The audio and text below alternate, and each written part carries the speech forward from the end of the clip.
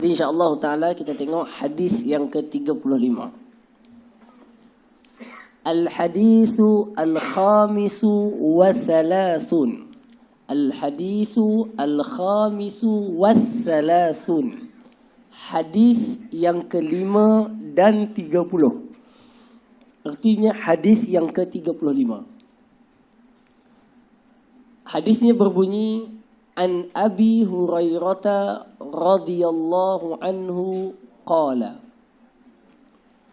Qala Rasulullah sallallahu alaihi wasallam La tahasadu wa la tanajashu wa la tabaghadu wa la tadabaru wala bai'a ba'dukum ala bai'i ba'din wa kunu ibadallahi ikhwana al-muslimu akhul muslim la yadhlimuhu wala yakhzuluhu wala yakdhibuhu wala yahqiruhu At-taqwa hahuna wa yushiru ila sadrihi thalatha marrat. At-taqwa hahuna. At-taqwa hahuna. Bihasbi imri'in minasy-syarri an yahqira akhahul muslim. Kullul muslim 'alal muslim haramun damuhu wa maluhu wa irduhu rawahu Muslim. Atau kama qala wa sadaqa Rasulullah sallallahu alaihi wasallam. Baik, hadisnya agak panjang tuan-tuan, tapi kita cuba insya-Allah. Tapi hadis ini masya-Allah luar biasa sekali pelajaran ataupun nasihat dan ingatan Nabi sallallahu alaihi wasallam kepada kita. Dan ini kita sama-sama lah tuan-tuan ambil berat tentang pesanan Nabi ini kerana ia sangat penting. Pertamanya agar kita tidak terlepas pandang lalu mengakibatkan kita melakukan dosa besar dalam keadaan kita tak sedar. Ataupun manusia itu terlupa atau tertipu dengan amal solehnya. Dengan amal solehnya lalu dia melakukan beberapa dosa yang akan kita sebutkan nanti dengan beranggapan dia tetap masih adalah orang soleh. Sedangkan dia telah melanggar beberapa kriteria ataupun sikap-sikap atau sifat-sifat yang amat besar dipandang oleh Islam. Jadi perkara ini bila kita tahu, kita berusaha bersama-sama untuk kita jauhinya dan kita mohon kepada Allah Subhanahu Wa Taala taufik untuk kita meninggalkannya. Amin. Baik, hadirin semua. Hadisnya berbunyi An Abi Hurairah radhiyallahu anhu qala. Daripada Abu Hurairah. Siapa nama Abu Hurairah? Ini dah kali yang ke-10 lah ni. Abdurrahman bin Sakhrin Ad-Dawsi. Okay. Radhiyallahu anhu, semoga Allah meredainya dan meredai kita semua, amin. Telah berkata, Qala Rasulullah sallallahu alaihi wasallam. Tak bunyi pun tuan-tuan. Baru cuti 2 minggu ya, ingat semua dah. Allahu akbar. Qala Rasulullah sallallahu alaihi wasallam. Tuan-tuan tengok Nabi pesan apa? Baginda Rasulullah sallallahu alaihi wasallam telah bersabda. Apa kata Nabi? La tahasadu. Janganlah kamu saling berhasad. Depan ni ada kosong lagi. Depan tu ada kosong lagi. Depan sekali. Ada 2 orang tak datang. Makcik tu mana tak datang hari ni? Depan sekali datang. Baik. Nanti kalau ada yang datang lagi suruh ke depan. Depan tu kosong banyak lagi. Ada 3 ke 4. Baik. Baginda menyatakan la tahasadu. Janganlah kamu saling berhasad sesama kamu. Apa itu hasad? Tuan-tuan, Nabi kata dalam hadis yang lain, sesungguhnya telah merebak kepada kamu penyakit yang merebak kepada umat sebelum kamu, yaitu penyakit hasad. Apa itu hasad, tuan-tuan? Hasad ini terjemahan yang pertama yaitu apa? Yaitu mengharapkan nikmat yang ada bagi orang lain hilang. Tetapi Al-Imam Ibn Taymiyah rahimahullahu ta'ala, beliau pula menyebutkan membenci nikmat ada dekat orang itu juga hasad. Tapi sebenarnya tuan-tuan, bila dia benci dekat nikmat itu pada orang, dia akan harapkan hilang nikmat itu. Betul? Betul tak? Okey, hadirin semua, maka hasad ini penyakit hati. Penyakit hati. Yang hantar santau tu cerita lain, itu dosa lain. Dia sihir, itu dosa lain. Dalam hatinya ada rasa benci. Kenapa dia boleh dapat itu? Kenapa dia dapat anugerah itu? Kenapa dia dapat rezeki itu? Faham? Rasa benci dan tak suka dengan nikmat yang orang itu dapat. Itu dinamakan hasad. Hasad itu penyakit yang ada dalam hati. Dan penyakit hasad ni tuan-tuan, penyakit hasad ini adalah penyakit yang amat sukar untuk dilawan kerana dia itu adalah tabiat nafsu seseorang. Tetapi ia tetap boleh dirawat dan ia tetap boleh dibaiki untuk membaiki penyakit hasad ini. Hasad itu dia tak senang melihat orang lain mendapat nikmat. Dan nanti sampai ke tahap dia nak nikmat orang itu hilang daripada dia. Setelah hilang nikmat itu, baru dia puas. Puas hati aku. Nampak kan? Puas hati aku. Hadirin semua, kita kena ingat, penyakit hasad ini adalah penyakit hati dan dosanya adalah dosa besar. Itu yang saya sebut tadi, tuan-tuan. Kadang-kadang orang tertipu dengan sembahyangnya, dengan baca Qurannya yang banyak, tapi hatinya penuh dengan hasad. Dia sedang melakukan dosa besar meskipun dia banyak buat amal soleh. Soalan saya kepada tuan-tuan semua, dan saya memang suka tanya soalan kan, supaya mengelakkan orang tidur. Hadirin semua, meninggalkan larangan dengan buat taat, mana lebih penting? Dua-dua penting. Ya, jawapannya meninggalkan larangan. Oleh itu, menjauhkan diri daripada hasad itu perlu diambil perhatian. Berbanding dengan memperbanyakkan solat sunat. Tapi solat sunat kena buat. Faham tak? Maknanya ambil berat itu untuk dihilangkan. Dan hasad itu sifatnya ada dalam hati manusia. Tuan-tuan semua, maka untuk kita hilangkan sifat hasad, maka dalam hadis ni saya ada tema dia, tuan-tuan. Tema yang saya rasa kita kena sentiasa ulang tema itu, iaitu yang ini. Wa kunu ibadallahi ikhwana. Jadilah kamu hamba Allah yang bersaudara. Maknanya apa? Dah jangan ada hasad. Jadi kamu hamba Allah yang bersaudara. Faham? Jadilah orang yang bersaudara. Ya kan? Jadilah orang yang bersaudara. Jadilah orang yang bersaudara. Baik, tuan. Saya tak boleh hasad dekat Dr. Zulkifli Al-Bakri sebab dia naik Menteri Agama, saya tak dapat Menteri Agama. Saya tak boleh hasad, tuan-tuan. Saya tak boleh hasad. Okey, kerana dia memang layak dekat jawatan itu. Okey. Hadirin semua, jadilah orang itu bersaudara. Tengok orang tu dapat lebih, alhamdulillah, aku dengan dia saudara se-Islam. Dah. Wa kunu ibadallahi ikhwana. Jadilah kamu dengan semua hamba Allah saudara, jangan hasad dengki. Kan? Jangan ada rasa tengok orang lain, rasa benci ataupun tak nak nikmat itu ada kat dia. Sama ada orang itu mendapat nikmat jawatan, orang itu mendapat nikmat harta, orang itu mendapat nikmat anak-anak, orang itu mendapat nikmat ilmu, orang itu mendapat nikmat pujian. Kita jadilah hamba Allah yang bersaudara. Dah, kita akan hidup tenang, aman dan damai. Satu. Jadi tuan-tuan, penyakit pertama yang Nabi ingatkan kepada kita semua apa dia? Jangan saling berhasad di kalangan manusia. Ia akan merosakkan dan memecahkan sendi-sendi dan hubungan silaturahim di kalangan manusia.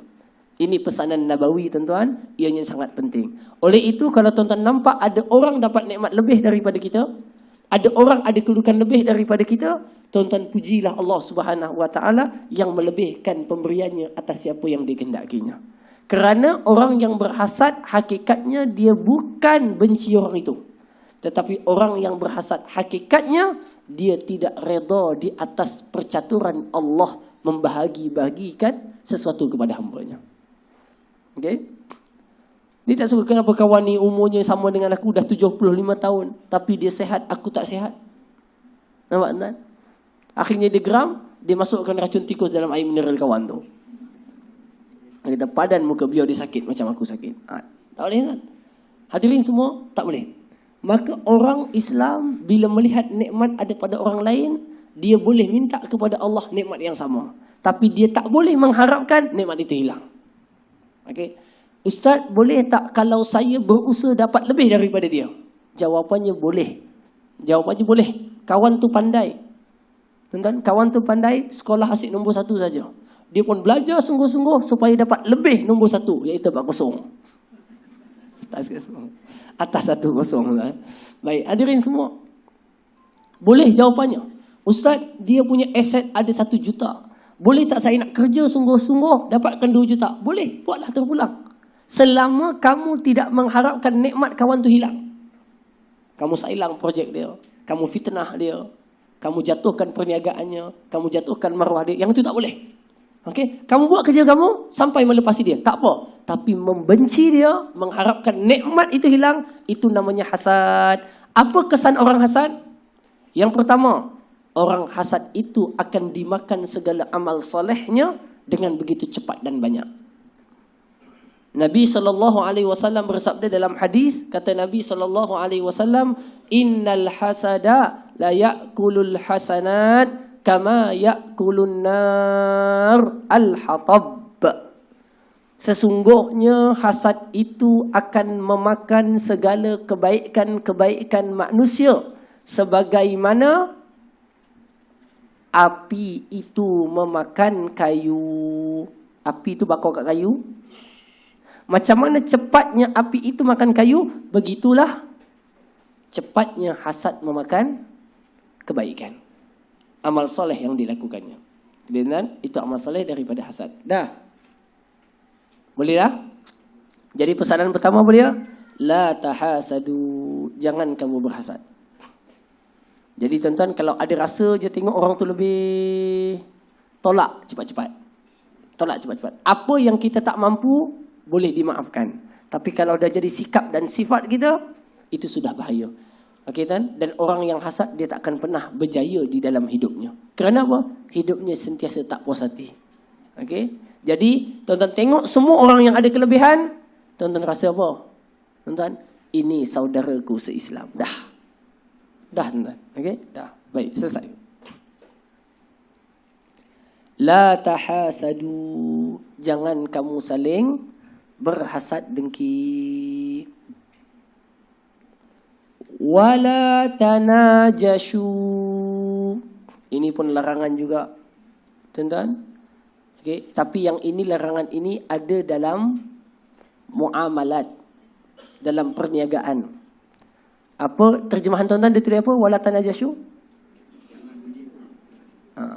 Iaitu apa? Janganlah kamu menaikkan suatu harga barangan yang dijual supaya orang yang beli tak dapat. Orang tu nak beli tak dapat. Dia sengaja tak nak jual. Mungkin dia nak jual dekat satu kaum atau satu puak atau satu kawan, tapi dia tak boleh suruh kan. Jadi dia letak, dia kata harga mancis tu 50 sen, tuan-tuan. Tapi bila orang tu datang nak beli, dia kata RM1. Tapi tujuan dia naikkan itu bukan nak untung lebih. Dia tujuan nak naikkan tu nak memudaratkan pembeli. Faham tak? Dia sengaja dia memang tak nak pun. Jadi nak menyusahkan orang supaya orang tak dapat beli. Dengan cara apa? Dia naikkan harga supaya orang itu termudarat, tak dapat membeli barang. Jadi Nabi SAW, tuan-tuan, menyebutkan Allahumma salli wa sallim alaihi, iaitu tuan, Nabi anjurkan kepada manusia, jangan mudaratkan pembeli dengan cara kamu menaikkan harga barang agar dia tak dapat beli. Tapi menaikkan barang untuk dapatkan untung tak apa, kerana memang jual beli nak untung. Kan? Kedai Haji Rahmat jual apa? Ha? Jual emas topeng muka. RM2. Kedai Haji Rahmah, tadi Rahmat ni Rahmah tuan-tuan. Dia jual RM2.50. Dia jual tu memang dia nak untung lebih sebab semua orang sekarang ni nakkan topeng muka. Hadirin semua, nakkan topeng muka. Dia jual RM2.50 memang dia nak untung sebab dia tahu belian tinggi, keperluan tinggi, tak apa. Tapi tuan-tuan, dia beli memang dah tinggal sikit. Dia bukan bos, contohnya. Takkan nak sorokkan barang, dia kena letak juga. Tapi bila orang tu datang, pakcik berapa? RM5.50. Ui, mahirnya. Nak ke tak nak? Tak nak balik. Oh, garang. Sedangkan orang itu memerlukan barang. Nampak tuan? Menaikkan harga untuk memudaratkan pembeli dengan tujuan itu adalah larangan daripada hadis Nabi sallallahu alaihi wa ala alihi wasallam. Ataupun dia jual tak nak jual kerana sentimen tertentu. Dia kata kalau orang ni datang, tak payah jual. Jangan, biar dia tak dapat pada muka. Okey, pasal barang itu supply-nya dia saja. Nampak tak? Jadi Nabi tak benarkan itu dilakukan. Kerana apa? Akan nanti mengakibatkan permusuhan dan persengketaan di kalangan manusia. Jangan, sama saja. Wa kunu ibadallahi ikhwana. Jadilah kamu hamba Allah yang bersaudara. Ihsan, kasih kepada seluruh hamba Allah Subhanahu wa taala. Seterusnya, wala tabaghadu. Maknanya apa? Tolong ambil perhatian yang ini tuan-tuan. Ini sangat penting. Apa dia? Jangan saling benci membenci. Faham tuan? Hak ni payah tuan-tuan. Bukan payah macam mana. Lagi tuan-tuan, suasana politik ni tukar. Masa kawan tu naik, kita benci. Masa kawan tu turun, orang tu pula benci. Nampak tuan-tuan? Betul? Hadirin semua, kita kena ingat, selama dia adalah Muslim, akhul Muslim, kata Nabi. Jangan saling membenci. Wala tabaghadu. Jangan saling benci membenci. Selama dia seorang Muslim, hamba Allah Azza wa Jalla, salat 5 waktu sehari semalam, zakatnya ditunaikan, dia Islam. Jangan letakkan kebencian kepada orang Islam di kalangan hamba Allah Subhanahu wa taala. Tuan-tuan, sikap benci-benci, dulu dia AJK masjid, lepas tu tertolak jadi AJK masjid, sampai sekarang dia simpan dendam dengan AJK yang baru. Jangan. Sekali dia ambil parking ustaz tu musuh dia sampai sekarang. Dia tak nampak ada R dekat situ. Tak adalah tadi. Hadirin semua, jangan simpan. Tuan-tuan, anggap dia salah, tersilap, tak nampak. Dah. Wala tabaghadu, jangan jadikan permusuhan dan kebencian. Apa akan jadi? Kalau adanya permusuhan dan kebencian di kalangan kamu, kamu telah menjadikan hubungan saudara yang diikat oleh Islam itu terputus. Satu. Dan sikap benci sesama Islam adalah sikap yang buruk dalam pandangan Allah Azza wa Jalla, iaitu dalam pandangan Islam, kerana sikap benci membenci akan melahirkan permusuhan. Bila melahirkan permusuhan, apa yang berlaku? Manusia tidak akan mengambil musuh yang Allah sebutkan musuh sebagai musuh, tetapi mengambil saudara sebagai musuh. Siapa musuh di sisi orang beriman? Setakat kalau kita buka Quran dan setakat kita buka Quran, setakat saya jumpa 3. Setakat saya jumpa 3. Tuan-tuan, bukan maknanya nanti kita sebut bunyi. Setakat saya jumpa 3. Allah sebut yang pertamanya apa? syaitan. Okey? Dalam surah Yasin, baca setiap malam Jumaat. Ya bani Adam Allah innahu innahu sekali lagi je.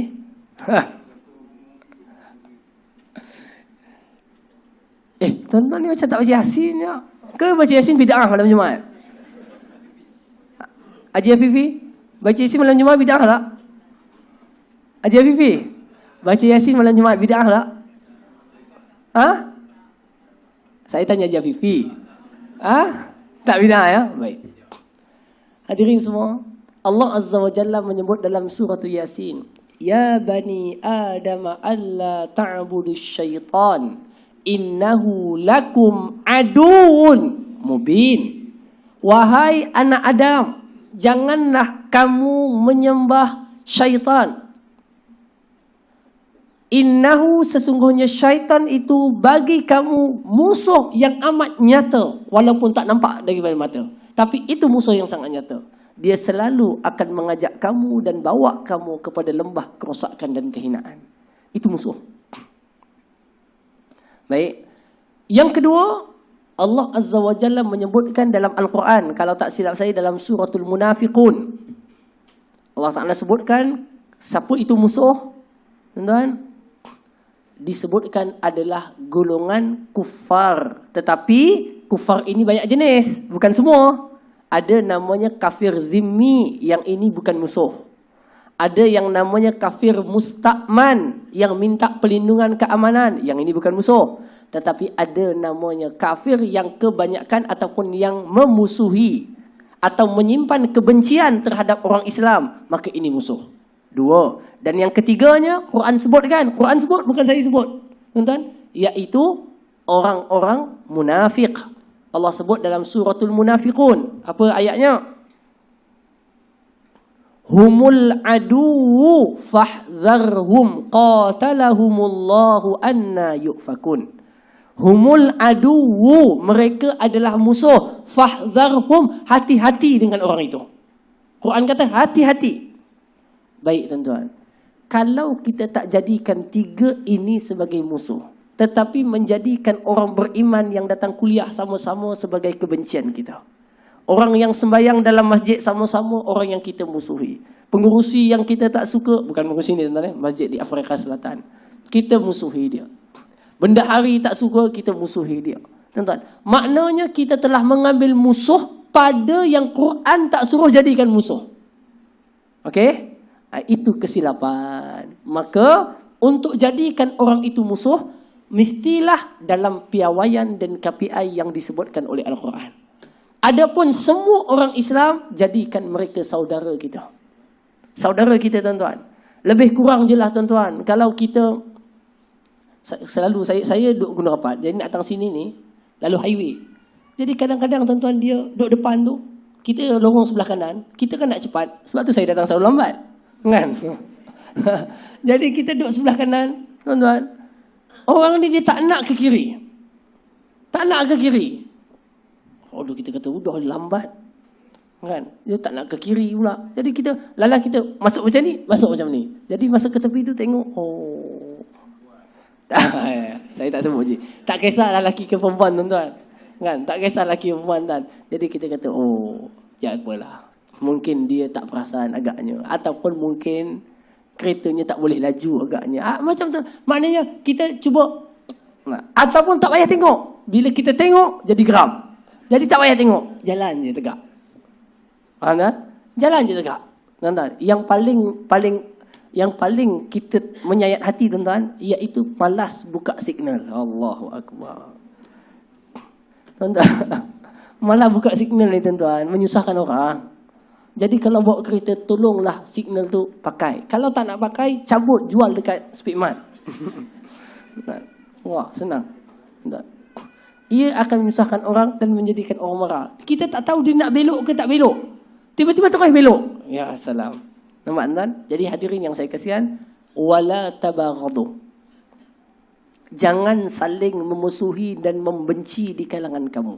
Tapi apa dia? Wa kunu ibadallahi ikhwana. Jadilah di kalangan hamba Allah yang bersaudara. Kita janji dengan kawan, kawan tak tepati janji. Dah, jangan bermusuhan. Kalau kita rasa tak selesa dengan dia, tuan-tuan, udah, kita campur dengan orang lain. Begitu. Tapi jangan musuh dengan dia. Ada masa jumpa, senyum lagi, tak apa. Jangan bermusuh dengannya. Sambung. Wala tadabaru. Akibat permusuhan akan berlakunya tadabaru. Tuan-tuan, tadabaru ni penting. Dan banyak berlaku, minta maaf kita sebut. Apa itu tadabaru? Tadabaru ni apa? Meniaga. Tuan-tuan, tengok ni. Tadabaru. Ambilnya daripada perkataan dubur. Dubur ni apa, tuan-tuan? Dubur ni belakang. Apa makna belakang? Jangan saling membelakangkan saudara kamu. Maknanya apa? Ada dua makna. Makna zahir dan makna batin. Haji ni saya sebut belakang, dia dah pusing. Dia kata, ni sab pintu belakang ni apa Ustaz? Dah. Bukan itu, tuan. Hadirin semua, tuan-tuan perasan tak? Tengok orang kalau bergaduh, tuan-tuan, bergaduh, dia jalan, kawan tu duduk situ. Dia pun buka pintu masjid. Buka pintu masjid, masuk. Dia pun nak pergi. Dia nampak kawan tu. Uish. Perasan tak? Faham tak? Dia datang. Allah, Pak Haji ni pula. Lalu dia membelakangkan. Ataupun dua-dua jalan datang. Yang itu masuk. Haji Afifi dia buat akikah. Anak dia yang baru lahir. Contohnya, tuan-tuan. Doa. Amin. Mudah-mudahan. Amin. Baik. Hadirin semua. Itu semua benda yang harus pada akal. Walaupun mustahil pada adat. Akal harus. Maknanya boleh jadi. Haji Afi insyaAllah. Senyum je Haji Afi. Saya doakan amin mudah-mudahan. Baik. Hadirin semua. Tuan-tuan. Apa tadi saya nak cakap? Dia buat kenduri majlis akikah. Contoh Haji Afi ya. Contoh saja. Tuan-tuan. Buat majlis akikah. Tuan-tuan. Dalam masjid ni. Ada orang yang seorang tu dia memang tak ngam. Tak ngam lah tuan-tuan. Okey? Tak ngam tuan-tuan. Yang ni partinya lain, ni partinya lain. Lepas tu dalam WhatsApp duk gaduh. Tak pernah nampak muka. Sekali buat majlis akikah, dia datang, kawan tu pun datang. Dia kata, yang tu pun patah balik ke belakang. Wala tadabaru. Jangan belakang membelakangi. Maksudnya begitu. Pesanan Nabi, jangan belakang membelakangi. Tuan-tuan, kalaupun berat, salam je. Dah, lepas tu pergi makan tempat lain. Kan? Jadi jangan belakang membelakangi. Itu menunjukkan apa? Menunjukkan kebencian yang memuncak kepada seorang itu. Ustaz, kalau salam mau ke lain, yang macam ni. Gagah lagi lah daripada belum jumpa dah pusing belakang. Itu satu makna. Makna yang kedua apa dia?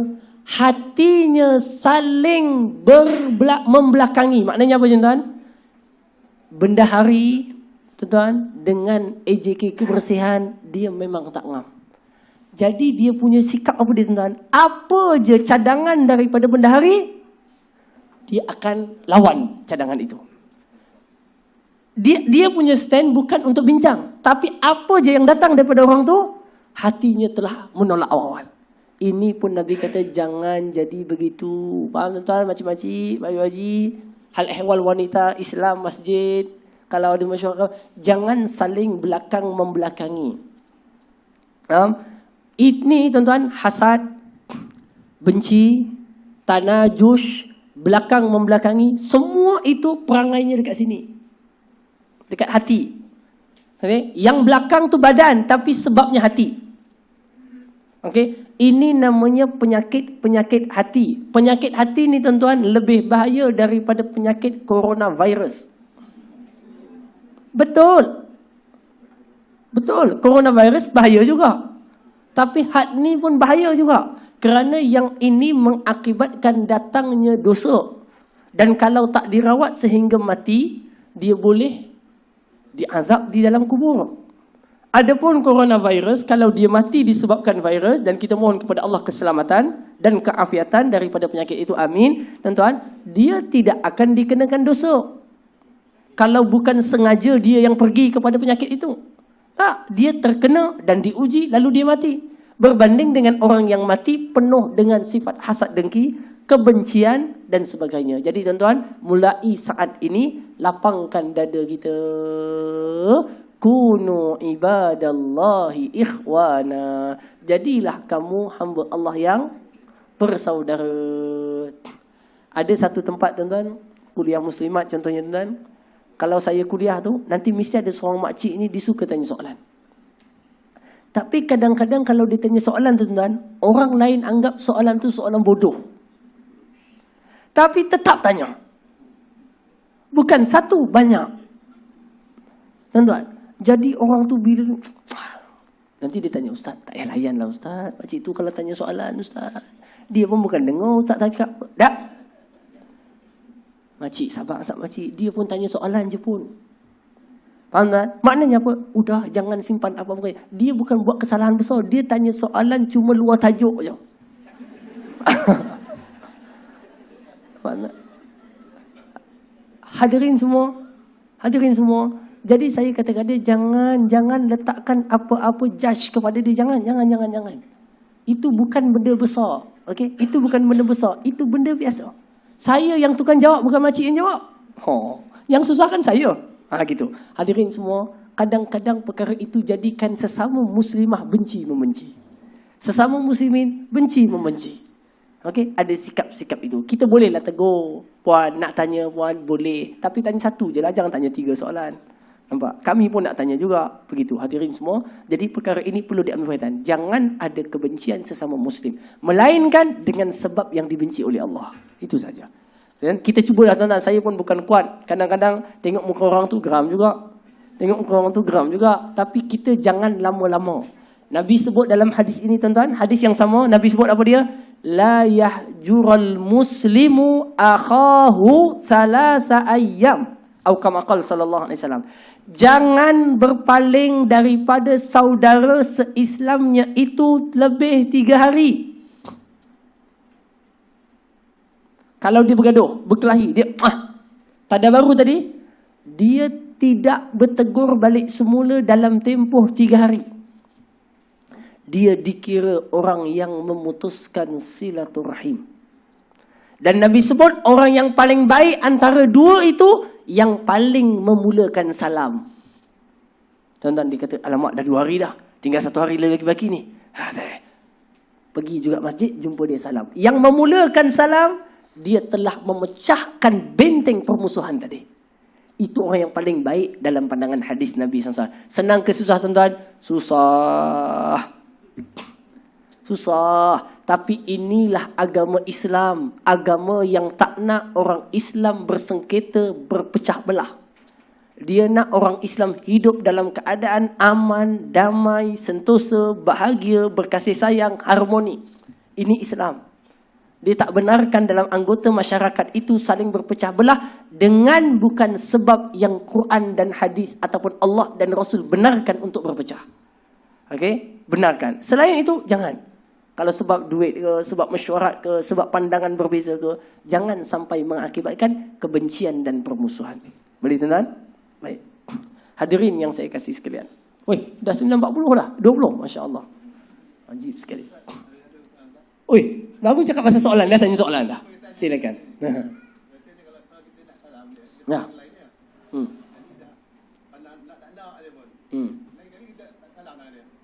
Tak apa, bukan dengan sebab kebencian. Kita tak benci dia tak?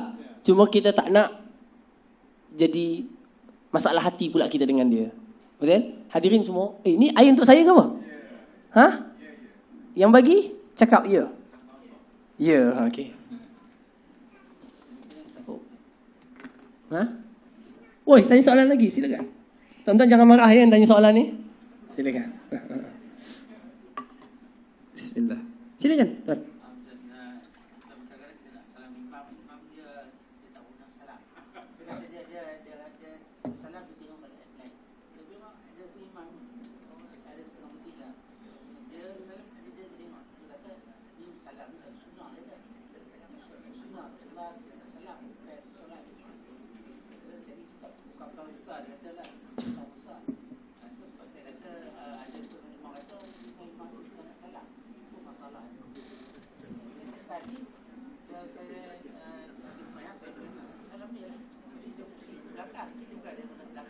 Faham? Betul, betul, faham. Kalau tak nanti jadi masalah hati pula. Kan? Kita nak salam, dia tak nak salam. Baik tuan-tuan. Yang ni imam pandai, cuma belum habis belajar. Dia pandai tuan-tuan. Haji Afifi, salam lepas sembahyang, boleh ke tak boleh? Haji Mahfuz, salam lepas sembahyang, boleh ke tak boleh? Lepas berdoa. Hadirin semua, saya memang dengar lama. Ini bukan tajuk hadis ni, ini tajuk hukum. Okey, tajuk hukum. Perbahasan hukum tentang salam selepas solat. Jadi ada demo kata, mana ada hadis Nabi suruh lepas sembahyang doa salam orang. Tuan-tuan, betul tak? Memang betul. Lepas sembahyang suruh zikir. Astaghfirullah, astaghfirullah, astaghfirullah. Allahumma antas salam wa minkas salam. Allahu la ilaha illa huwal hayyul qayyum. Dah kan? Lepas tu doa. Baik. Lepas doa, siapa yang nak cabut lari? Cabutlah. Tetapi soalannya, salam itu ada tak anjuran daripada Nabi untuk bersalam? Tu soalannya. Jawapannya ada. Jawapannya ada. Nabi sebut dalam hadis yang amat kuat sekali. Tidaklah bersalaman dua orang Islam, melainkan akan gugur daripadanya akan dosa-dosanya. Dan orang yang paling baik daripada dua itu yang paling baik bukan. Dan sifat Nabi itu bila bersalaman, orang itu akan cabut dulu, bukan Nabi yang cabut dulu tangannya tadi. Hadirin semua, khusus menyebutkan lepas solat memang tak ada. Tetapi hadis ini tak ditentukan waktunya bila nak salam. Berbetulan kawan kita duduk sebelah kita, salam. Faham tak? Jadi salam ini masuk ke dalam umumnya lafaz hadis Nabi SAW itu. Faham tak? Hadis Nabi itu. Baik, kalau dia kata Ustaz, salam okeylah, tapi selawat nak buat apa?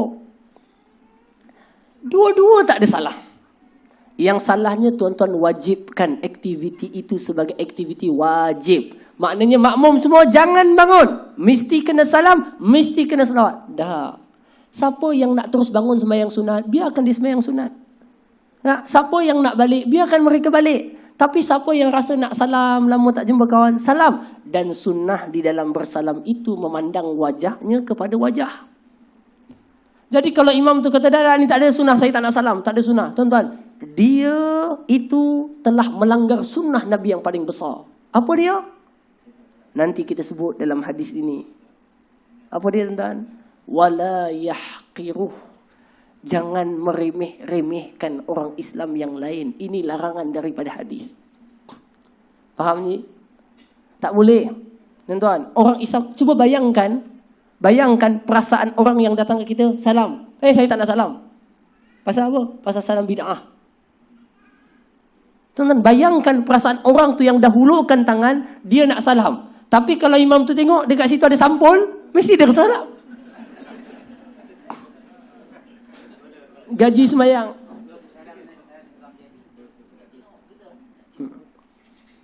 Bismillah.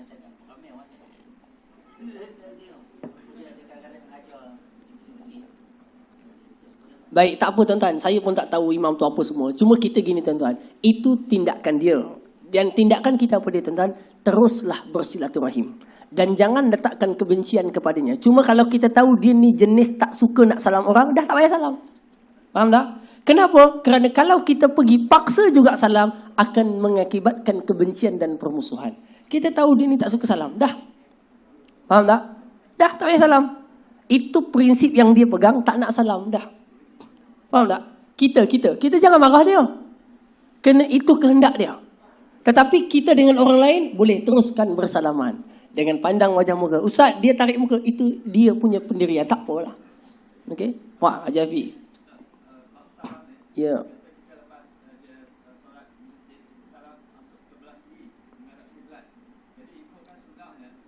Menghadap macam mana je? Masuk sebelah kiri. Masuk. Kiblat macam ni. Okey.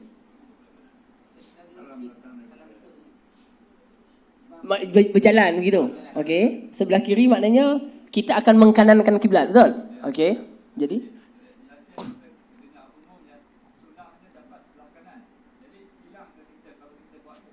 sunnahnya dapat sebelah kanan, maksudnya macam mana sebelah kanan?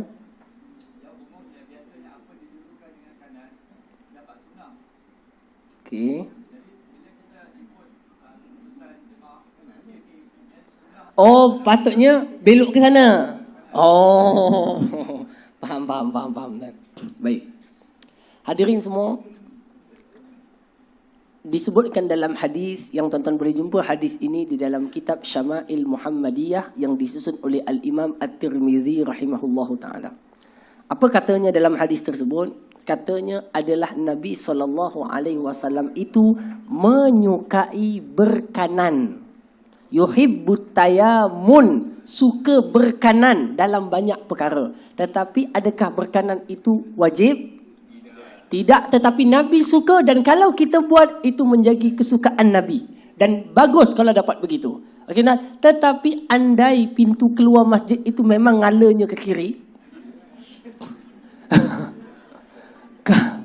Kalau kita pusing ke kanan, sudah kena tawaf masjid pula tuan-tuan. Maka itu dipanggil sebagai maslahah. Masuk pula kepada hadis yang lain. Hadis lain apa? Nabi kata, aisarhuma ma lam yakun isman. Selama benda itu mudah bagi kamu, ambil yang mudah selagi tak berdosa.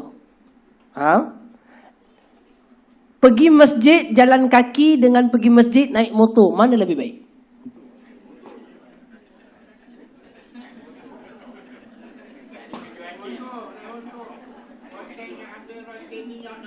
Haji, yang ikut sunnah yang mana?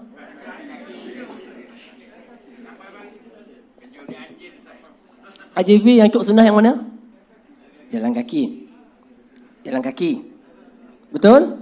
Yang ikut sunnah jalan kaki. Tetapi Nabi yang sebutkan dan berjalan kaki itu juga yang menyebutkan kalau ada yang lebih mudah, gunakan yang lebih mudah selama yang mudah itu tak berdosa. Faham? Faham? Jadi kita kata yang mudah naik motor, pergi naik motor. Faham tak? Tapi kalau kita rasa nak jalan kaki, buatlah jalan kaki. Tetapi Nabi kita kata apa? Aisar, hadis sahih, aisar huma ma lam yakun ithman. Ambillah yang paling mudah dalam perkara urusan macam ni, duniawi ini. Ambil yang paling mudah selama yang mudah itu tak berdosa. Tapi kalau kita rasa, ustaz, yang mudah naik motor, tapi motor tu motor curi, dosa? Tak boleh. Aisar rumah yang paling mudah selama tak berdosa. Nampak tuan? Kita nak catat pengajian dengan rekod pengajian. Kita kata rekod lagi mudah daripada catat. Rekodlah. Rekod pun tak berdosa, tulis pun tak berdosa. Tapi rekod lebih mudah. Sebab kita tidur pun tetap ada rekaman. Nampak tuan? Allahuakbar. Sambung lagi. Weh, banyaknya. Sekejap tu, orang tu pula. Haji dah. Belum.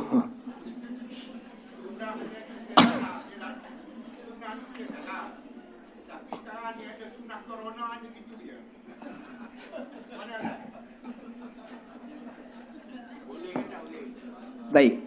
Bagus soalan ni tuan-tuan. Kena dah corona tuan-tuan. Tak kena dah corona tajuknya tuan-tuan. Memang kena dengan situasinya tuan-tuan. Dan Malaysia pula sedang mencatatkan peningkatan. Nurse, berapa peningkatan Malaysia sekarang bilangannya? Sekarang berapa? 149 orang suspek terhadap coronavirus. Hadirin semua. Maka KKM mengeluarkan kenyataan. Kita digalakkan, bukan diwajibkan. Digalakkan. Kalau bertemu dengan orang ramai, maka kita sapanya dengan cara begini. Okey, dengan cara begini. Bukan dengan cara bersalaman. Hadirin semua, baik. Apa pula jawapannya Ustaz? Wallahu alam, apa yang saya boleh jawab, jalan bersalaman yang paling baik itu adalah tasafahani. Baik, begini. Tasafahani. Itu yang paling baik sekali. Dan itu yang Nabi buat. Okey, tasafahani, bersalaman begini. Andainya bersalaman begini dengan zon yang kuat. Zon ni maknanya sangkaan yang kuat. Di tempat yang memang ada tersebarnya. Contoh di Seri Petaling. Kan? Di Seri Petaling contohnya. Ataupun di mall-mall yang besar contohnya. Memang dikenali di sana kawasan ramai orang sedang terkena penyakit itu. Lalu untuk mengakibatkan diri daripada mudarat, tuan-tuan, untuk menjaga maslahat, dan menolak mudarat, kita tukarkan penghormatan itu dengan begini. Jawapannya adalah harus dan boleh, tidak ada masalah. Okey, kerana kita belajar dalam hadis sebelum ni, ingat tak? Hadis pendek tu, dua perkataan. La darara wa la dirara. Nabi kata apa? Semampunya tolaklah apa kemudaratan yang akan berlaku. Jadi kalau tempat itu diyakini ataupun sangkaannya kuat, kata doktor, tempat ini zon merah. Okey, jadi untuk selamat supaya tak berlaku itu, maka jangan bersalaman. Kita pun letakkan begini, jawapannya boleh. Tapi tuan-tuan, kalau dekat kampung pedalaman, di Selama, di Botol, memang langsung tak ada isu itu. Tuan-tuan, lepas semayang masjid, kurang sesuai dan kena. Andai kuat sangkaan itu ada, kita buat begitu, baik untuk mengelakkan mudarat. Tapi kalau memang tak ada isu tu, jadi sengaja begini, seeloknya adalah salam dengan cara yang sempurna. Boleh Haji? Kerana dalam, tengok tuan-tuan, tengok. Katalah tuan-tuan ya, dekat belakang sekali sana, ada saudara saya masuk kuliah. Jarang-jarang dia datang, tapi dia ada pernah masuk. Saya memang ada pun saudara sini, saudara sebelah betul duduk dekat sini. Tuan-tuan, dia datang, masuk, duduk di sini. Masa datang belakang, saya betul, dia lah. Apa saya nak buat hormat dia? Saya buat macam ni. Betul? Perbuatan ini ada dalam hadis riwayat Imam At-Tirmizi. Riwayat Imam At-Tirmizi, tuan-tuan boleh rujuk di dalam kitab Bahrul Madhi oleh Syekh Muhammad ibn Idris al-Marbawi pada menyatakan tentang bab salam. Andai tidak memudahkan kamu untuk bersalaman dengannya, cukup dengan memberikan isyarat dengan tangan kanan. Dia angkat kanan, kita angkat kanan. Nampak? Ha? Ji, Assalamualaikum. Saya rasa banyak dah. Saya dekat dalam kereta tengah lalu, Cik. Maka dia pun angkat. Itu adalah lambang penghormatan yang kita boleh sepertikan, katakan salam. Kerana jauh, takkan saya kena berhenti kereta, makcik. Makcik tu boleh tak boleh dah, tuan ya. Ya? Ya, sama macam Raja Aswad, tak boleh nak kucup, diletakkan dengan isyarat saja. Boleh faham tak? Jadi ini juga lambang. Jadi kalau tak, kita buat macam ni saja. Wallahu a'lam. Kalau zonnya yang kuat, boleh merebak. Tapi kalau tak, salam itulah jalan yang terbaik. Okey, iza tasafahan. Ui, bila nak berhenti ni?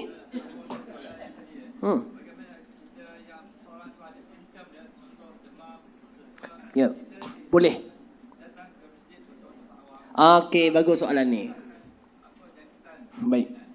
Boleh tak kalau orang itu ada simptom, lebih baik dia tak datang masjid? Jawapannya iya.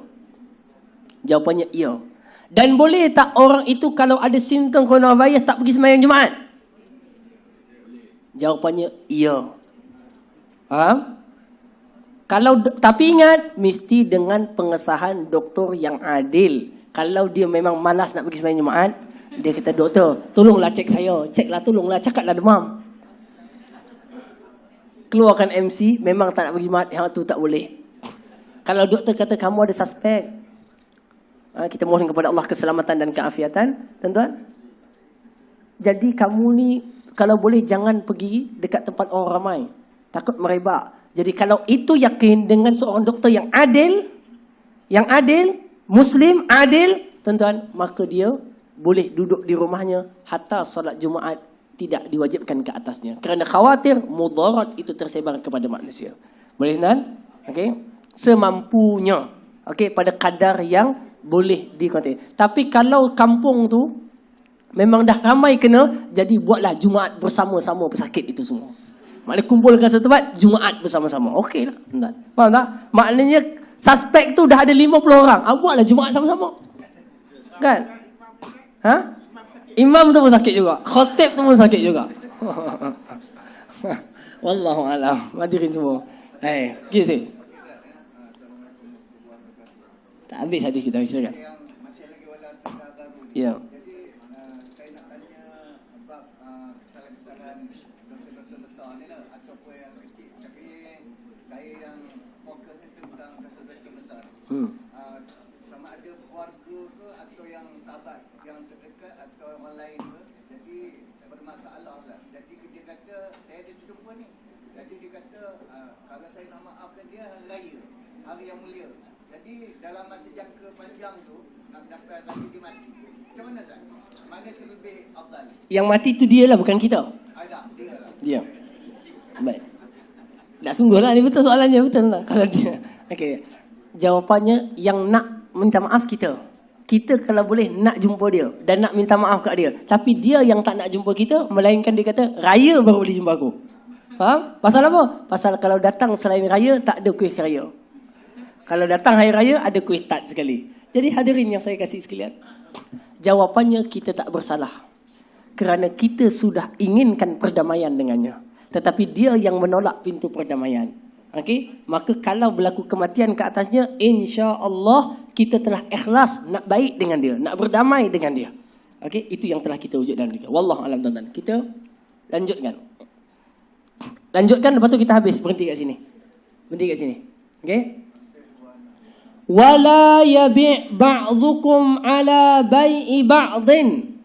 Jangan masa dah lepas. Jangan kamu menjual di atas jualan orang lain. Tuan-tuan, ini penting. Lagi orang yang bisnes. Saya dalam grup Meru ni ada satu grup namanya Amal Muamalat. Kan? Saya pun tak tahu macam mana boleh terjebak dalam tu. Okey? Tapi sampai sekarang saya tak keluar. Itu geng-geng Meru yang meniaga, duduk dalam tu meniaga. Tapi baguslah tuan-tuan, bagus tuan-tuan Saling tolong-menolong, tuan-tuan. Ada yang jual serai, ada yang jual ikan, ada jual perkasam, ada macam-macam lah tuan-tuan. Menarik juga tuan-tuan ya. Rupanya depan saya ni ramai businessman. Nampak je tua-tua bangka tuan-tuan ya. Baik. Hadirin semua. Baik, hadirin semua. Tuan-tuan tengok. Hadirin semua. Marah. Baik, hadirin semua tengok, tuan-tuan. Ini adalah adab dalam bermuamalat. Nabi ajar supaya tak berlaku krisis dalam hubungan kemanusiaan. Apa Nabi kata? Jangan jual di atas jualan orang. Contoh tuan-tuan, Haji Mahfuz jual ikan kembung. Sekilo RM13. 3 kilo RM13. Contohnya. Tuan-tuan, saya pun pergi dekat kedai dia. Masih dalam bertanya. Sekilo berapa? Sekilo RM13. Sekilo 3 kilo RM13. Baru tanya yang besar-besar ada tak? Datang orang kedai sebelah, pergi dekat Haji Mahfuz. Saya datang kat saya. Dia kata, Ustaz, kedai saya lagi murah Ustaz. 3 kilo RM3. Kawan ni masih di dalam rundingan dengan orang itu. Faham? Maka dia mencantas pelanggan ataupun orang yang nak membeli dengannya, hukumnya haram, tidak boleh berdosa. Sebagaimana tidak boleh meminang di atas pinangan orang lain. Faham? Orang ni datang pinang anak orang tu. Tuan-tuan, bila dia pinang, orang tu boleh ambil gambar, masuk Facebook. Inilah tunang saya. Bila orang lain tengok, cantik tunang dia. Dia pun hantar meminang dekat perempuan tu. Tuan-tuan, jawapannya haram dan tidak boleh, melainkan selepas hubungan pertunangan itu putus. Baru dia boleh masuk meminang. Orang yang sedang dalam transaksi jual beli, dalam rundingan jual beli, belum diputuskan lagi hubungan itu, tidak boleh ada orang lain mencelah ambil pelanggan itu. Ini adab dan akhlak dalam berniaga. Tuan-tuan, mana jumpa dalam agama lain ajaran seperti ini. Islam dan Nabi kita SAW mengajarkannya. Kalau orang tengah membeli, biarkan dia buat pilihan dengan sempurna. Nak beli, beli. Tak nak beli, dia pun keluar daripada tempat itu. Barulah kita kata, tuan sini. Saya jual lagi murah. Tak apa. Pelanggan tu bermasalah dan dosa. Tak boleh, tuan-tuan. Dia tak boleh buat satu jualan sedangkan orang itu berada dalam hubungan jualan dengan orang lain. Sampai itu dinamakan namanya khiyar majlis. Dia dalam majlis pilihan. Contoh, orang tu masuk minimarket ini, dah masuk, dia pun tengah cari barang. Wakil kedai sebelah, dia masuk dalam. Dia kata, Mat, Maggi sebelah lagi murah. Susu market sebelah lagi murah. Kawan tu keluar balik semula. Nampak tuan? Itu tidak boleh. Kerana apa? Akan mencetuskan permusuhan, perbalahan dan perkelahian di kalangan manusia. Andai kata dia beli yang sebelah memang murah, balik ke rumah, tiba-tiba rosak, expired rupanya, barang expired. Akhirnya dia akan bermusuh dengan kawan ni yang jual expired, dan orang ini akan bermusuh dengan dia pula kerana curi pelanggannya. Betul? Maka Islam menolak daripada awal segala pintu yang menyebabkan manusia ini berkelahi dan bertelagah. Ini adab dalam berjual beli. Maknanya jangan curi. Melainkan pelanggan tu kata, okey, minta maaf tuan, saya tak jadi nak beli. Saya cari tempat lain dulu. Dia pun keluar, orang tu panggil, sini. Masuk. Nampak tak? Itu boleh. Itu berlaku biasanya kalau kita pergi ke Indonesia ke, pergi ke pasar-pasaran, pasar tepi jalan tu kan. Kita pergi nak beli baju kat sini, orang sebelah tak boleh ambil dulu. Sampai dia kata, okey, terima kasih, saya nak tengok yang lain dulu. Boleh. Bang, sini bang. Boleh. Faham? Setelah dia putuskan hubungan dengan penjual itu, baru boleh orang lain ambil dia sebagai pembeli. Jangan kamu menjual di atas jualan orang lain. Ataupun tuan-tuan, orang tu tempah barang dengan kita. Dia kata, Ustaz, Haji Mahfuz, saya nak order ikan kembung 1 kilo. Besok saya ambil. Dia pun dah ambil, simpan dekat rumah untuk saya. Tuan-tuan, tiba-tiba kawan sebelah dia datang. Ji, ada ikan? Ada, tapi ni Ustaz punya. Berapa jual 1 kilo? 1 kilo RM10. Tak apalah, aku bayar RM15, aku beli dulu. Tak boleh. Tak boleh. Walaupun untungnya lebih, kerana dia sedang berada dalam transaksi perjanjian. Tak boleh menjual barangan orang kepada orang lain, melainkan setelah diputuskan. Dia kata, Ustaz, jadi tak nak beli? Saya kata, tak apalah Ji, tak jadilah. Baru boleh diterus jual dengan orang tu dengan harga RM15. Faham tak? Sebabnya apa? Kalau orang tu beli dengan harga RM15, lepas tu saya datang, Ji, ikannya mana? Alamak Ustaz, ikannya dah ada orang ambil. Bukankah kita dah berjanji? Nampak? Akan jadi masalah hubungan hati. Betul? Islam menolak daripada awal segala punca-punca itu. Wallahu a'lam wa ajallu wa akram. Aqulu qawli hadha wa astaghfirullahal azim li wa lakum. Allahumma anfa'na bima 'allamtana wa 'allimna ma yanfa'una wa zidna ilma. Rabbana atina fid dunya hasanah wa fil akhirati hasanah wa qina adzabannar. Sallallahu ala sayyidina Muhammad wa ala alihi wasallam. Walhamdulillahi rabbil alamin. Pertemuan akan datang, tolong ingatkan, berhenti kat sini ya. Siapa yang nanti mesej saya, Haji Khuzairi, kod saya terlupa je.